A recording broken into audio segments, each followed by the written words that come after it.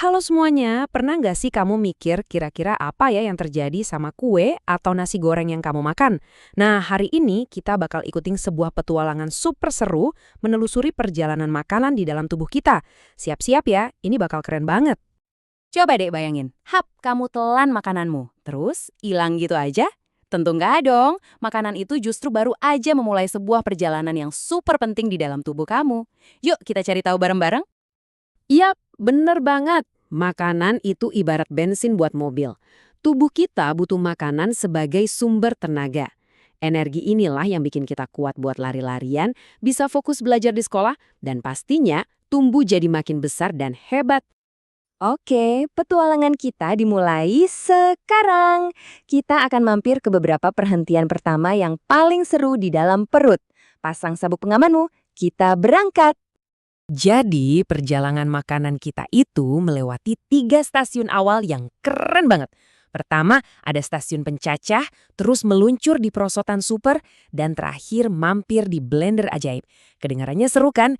Ayo kita intip satu persatu. Oke, perhentian pertama, mulut. Disinilah para pekerja super sibuk, yaitu gigi kita, langsung beraksi. Mereka mencacah dan menggiling makanan jadi potongan-potongan super kecil. Terus, ada air liur yang bantu membasahi semuanya, biar licin dan gampang buat ditelan. Wush, setelah dikunyah, makanan langsung meluncur lewat kerongkongan. Tapi ini bukan perosotan biasa loh. Dinding kerongkongan ini pinter banget.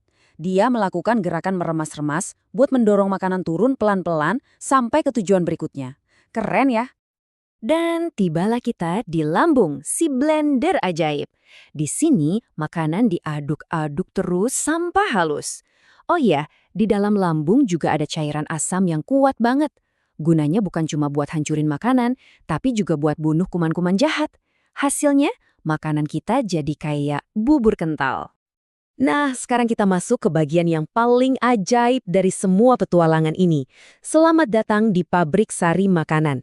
Disinilah semua nutrisi dan kebaikan dari makanan akan diambil untuk tubuh kita. Ini dia pabriknya, usus halus. Walaupun namanya halus, jangan salah. Usus ini panjang banget, bisa sampai 7 meter loh. Kalau direntangin, mungkin bisa sepanjang bus sekolah. Nah, di sepanjang lorong super panjang inilah, semua sari makanan diserap oleh tubuh. Jadi, harta karun apa aja sih yang diserap di sini? Ada karbohidrat, buat kita punya tenaga main bola. Ada protein, buat bikin otot kita kuat. Ada lemak, sebagai cadangan energi. Terus ada juga vitamin dan mineral yang jadi tameng biar kita nggak gampang sakit. Semuanya penting. Tapi tunggu dulu, perjalanannya belum selesai. Nggak semua bagian makanan bisa diserap sama tubuh. Nah, sisa-sisanya ini harus lanjut jalan lagi ke stasiun berikutnya. Selamat datang di perhentian terakhir, usus besar.